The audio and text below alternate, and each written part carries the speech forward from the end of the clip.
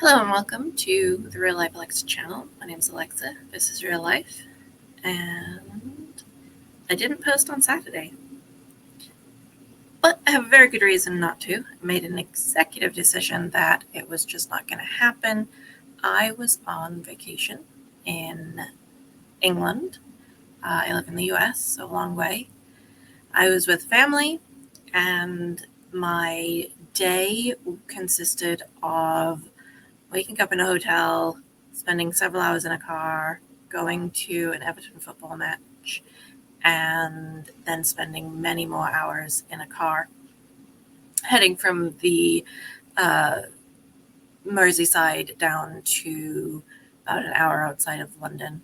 The only time where I had uh, enough of a setup, the electricity, so I had to plug my computer in and whatnot, was in the hotel, and there were either other people there who would have been making noise, would not want to be on camera, things like that, or they would have been sleeping, and I did not want to kind of force them to either be quiet or listen to me talk. So I did think about potentially trying to schedule something to publish at the right time. I was working on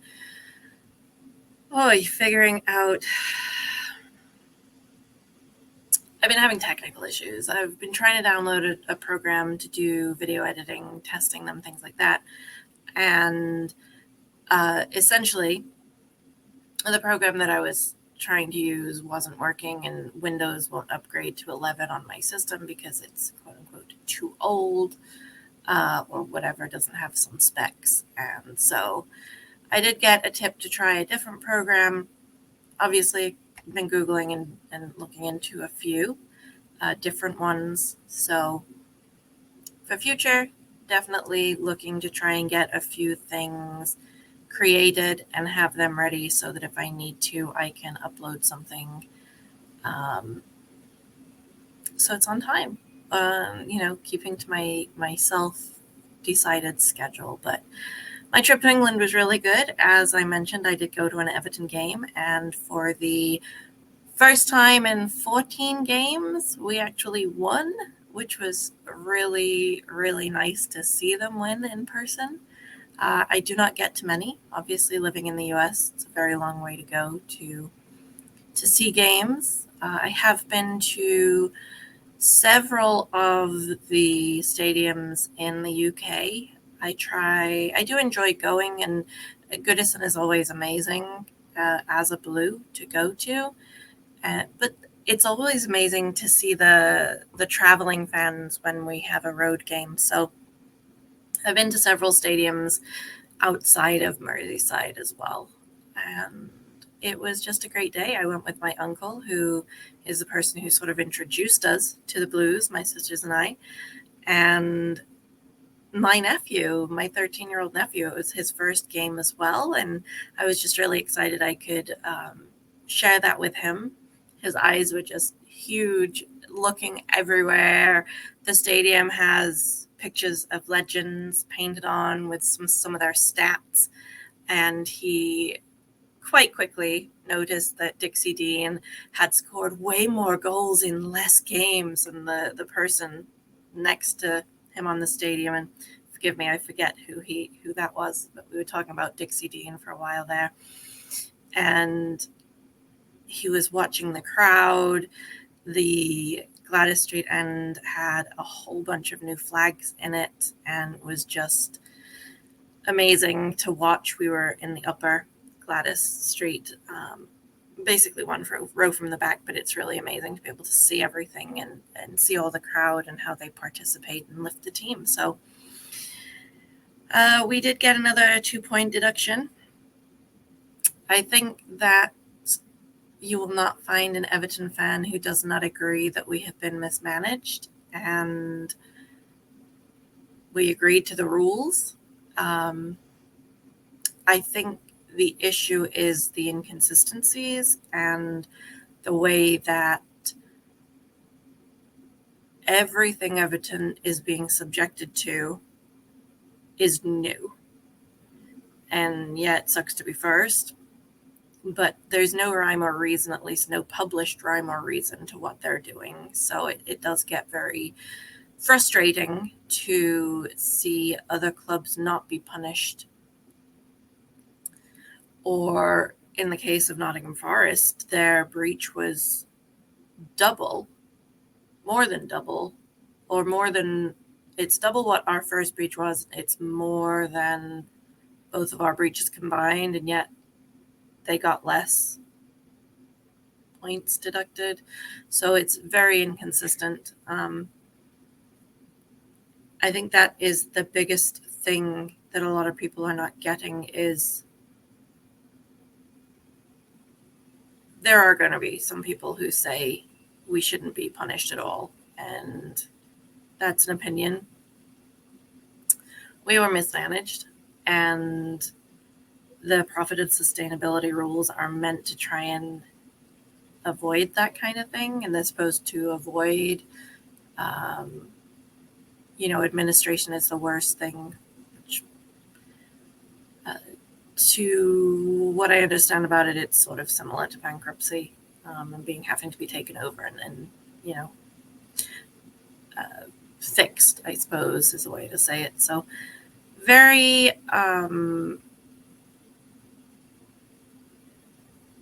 frustrating. Part of me just wants to say take it and move on, and if we survive the season, do what we need to. And the psychological effect of having to wait over 3 weeks for what the own FA rules say should have been 2 weeks to give us the decision, on players who are waiting, who are people just like us, to know whether if they give everything, are they still going to get relegated? Like, there's a lot that could be said about the handling by the FA on how they have affected Everton's performance this season. We were doing absolutely way better than the previous few seasons, despite selling many of our best players, and we've sold 26 and brought in 13 over the past couple of seasons based on the FA telling us to do that so we would avoid getting points deductions. But then the FA turns around and says that we didn't cooperate in any way, or whatever it was they said, that we were acting in bad faith, which then got kicked out by the appeals committee, which said nope, they did not act in bad faith. Like, that should never have been said. It's astonishing to me that was even mentioned, considering how closely we've been working with the FA Anyway, yeah, it's happened. The on-field results just need to be better. It's always nice to see a win. I think any fan can agree with that, and would really like to see several more toward the final few games of the season. We have I meant to look this up. I can't remember if we've played 31 or 32, but we'll either have 6 or 7 games left depending on how many we played. So got myself a new jersey. I went for the purple goalkeeper top. Surprise, surprise, me in purple. I mean, it's just a very nice top. So that was on sale. Always nice. My one complaint was there was a large line behind me and my nephew when we got to the front at halftime. I just wanted to buy my nephew a burger or hot dog, whatever they had. They had no hot food left. He ended up with a packet of crisps and a candy bar, and that's not okay, considering how many people were still in line behind us to also buy stuff. Now, I don't know if it was just that concession stand that I was at, or if that just happens at every game, that half the people in the queue aren't going to get food. It just kind of baffles me that would have happened. But my nephew liked what he got and enjoyed it, so I suppose it wasn't as big a deal as I I might have think it was, but I definitely would have preferred to get him something protein. Yeah, it was overall a really great day. The sun was shining, which is unusual if you know England. Um, and the whole trip was really good. I got to see a lot of people I don't normally get to see. And there were some minor issues here or there. We missed one train, but it meant we had to wait, 15, 20 minutes for the next one, things like that. So got to see, just multiple different family members, and overall was a really enjoyable trip. And despite quite a delay on my first flight back and being really close in timing to my actual international flight, I was able to get on it and got home just about when I thought I would. It's driving from Chicago. I did end up on the wrong road out of Chicago, but luckily I can kind of drive like 3 different ways to get home. So that did not really matter either. So definitely wasn't really in my plans to miss posting something on Saturday, but family comes first. Hopefully you all have a similar thought with the people that you love and call family, and hopefully you've all got to enjoy some time with them. And turn off your phones, get out, do stuff, be present with them. Just absorbing that time that I spent with them it's like, I don't know, being wrapped in a really warm, fuzzy blanket on a cold day and just feeling nice. So it's just good to be home with my cats. Kane, my darling Kane, who's meowing at me right now, he had me worried. He hurt his eye, but there wasn't time to get him to a vet. I wouldn't have been able to put any medication if they'd given me any, because I was away.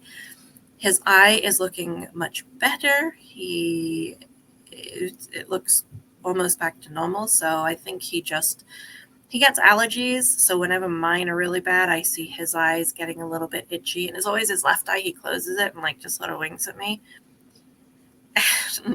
I thought it was allergies at first, but then I saw him rubbing it, and after he had been rubbing it for a while, it was swollen. So I think he might have caught himself with his claw a little bit. But that is looking better. I did learn about bone spicules. This is his newest thing that he's doing to cause me worry. So he has something in his mouth. It's mostly on the back left and it's essentially like an ulcer, but it's quite a large area. It's a lot less than it was at the moment. It's a lot less than it was. We've done a lot of stuff under vet care. There's medicine to help stimulate the immune system, antibiotics we've tried, just a various bunch of things. And it's been fun learning about that. So we've actually had all of his teeth taken out up to his pointies. I call them pointies. Hopefully no one makes fun of me for that. I think he's eating now. We've had all of his teeth behind his pointies taken out, so he just has his little teeth at the front and his pointies top and bottom. And within close to between 2 and 3 weeks of the surgery, this was last year. Gosh, I don't remember exactly when it was. It must have been about October, I think. Might have been September. He had a sharp point on the left side in the middle of the bottom, and I was like, okay, what is this? And so, I call a vet. There's a sharp point. And they're like, well, it might have been a piece of tooth, but it could actually be it's bone growth. Because when they remove healthy teeth, in this case, that's what these were, because it wasn't the teeth needing to come out because they were rotten. It was because it will help him be in less pain.